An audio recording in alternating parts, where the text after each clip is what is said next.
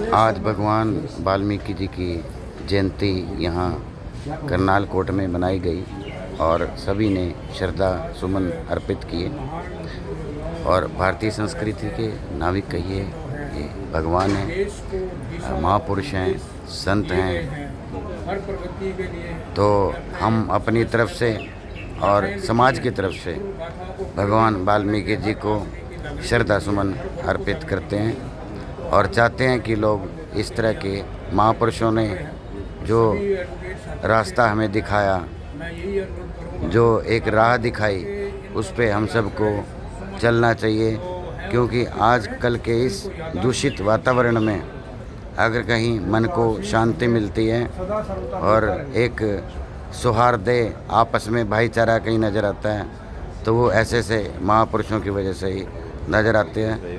दोबारा से हम इनको श्रद्धा सुमन अर्पित करते हैं। और सर, क्या कहना चाहेंगे? आज भगवान वाल्मीकि जी की जयंती है, क्या विचार है? आज का दिन जो है बहुत ही हमारे बार एसोसिएशन के लिए हर्षोल्लास का है, क्योंकि सारे देश में कल जयंती मनाई जा रही है जी। लेकिन हमने कल छुट्टी होने की वजह से आज हमने एक दिन पहले मना ली है जी। और हमारे वकील भाइयों ने सभी ने बढ़ चढ़ कर भाग लिया है जी। क्योंकि इनकी शिक्षाएं वाल्मीकि जी की, जो इतना बड़ा महाग्रंथ इन्होंने रखा, जो विश्व में सबसे बड़ा महाकाव्य है, और उस की शिक्षा देश के लिए और हम सभी के लिए प्रेरणादायक है कि शिक्षा और संस्कृति का जो इन्होंने भाव दिया है वो अनुकरणीय है।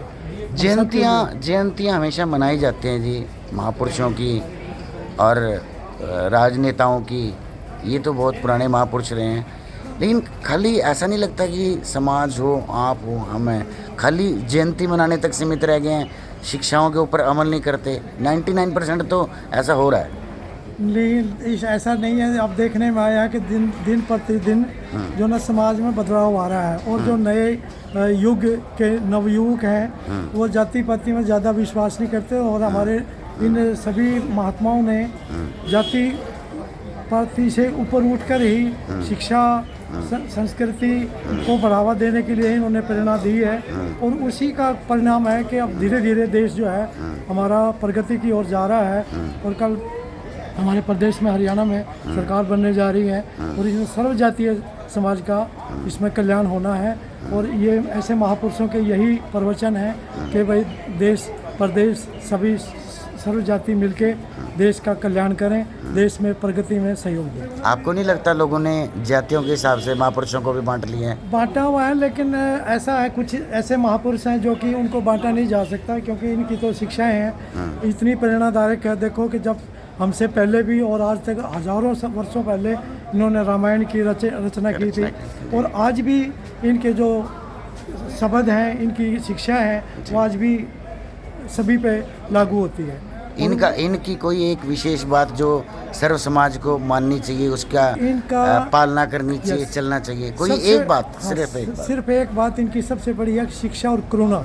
शिक्षा और दया इनके अंदर ऐसा था कि इनका जो पहला जो श्लोक था, दुनिया भर का सबसे पहला श्लोक वाल्मीकि जी ने अपनी उसमें कहा था जी।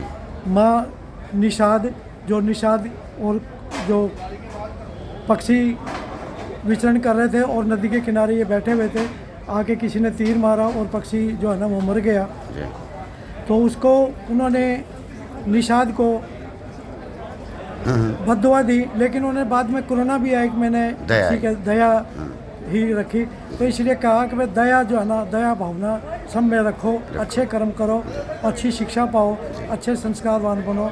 यही प्रेरणा इनकी सबसे बड़ी मान्यता। आपका परिचय सर? मैं करण सिंह चौधरी, एडवोकेट, और अपना पूर्व में अधिकारी रहा हूँ। और मैं इस आयोजन का मैंने कल से ही बनाया था ताकि हमारी आज कहाँ पे, कौन से उस सर्विस में? चैम्बर नंबर 313 है। मैं पूर्व में वरिष्ठ अधिकारी रहा हूँ जी, भारत सरकार में। अच्छा। तो उसके बाद मैं अब वकालत में मेरे 3 साल हो गए हैं। तो मतलब पहले भी सेवा करी, आज भी सेवा कर रहा हूँ और मैं आगे भी सेवा करता रहूँगा। सामाजिक तौर पे मैं सभी भाइयों का धन्यवाद सर। करनाल वालों को सभी जो है बधाई देता हूँ वाल्मीकि जयंती पे। सब जो है मिलजुल के रहें, सब प्यार से रहें और अपने देश की प्रगति, प्रदेश की प्रगति बढ़ाएं। धन्यवाद। धन्यवाद। तो ये थे भगवान वाल्मीकि, रामायण के रचयिता। हम सब इनको प्रणाम करते हैं। ओम तत्सत।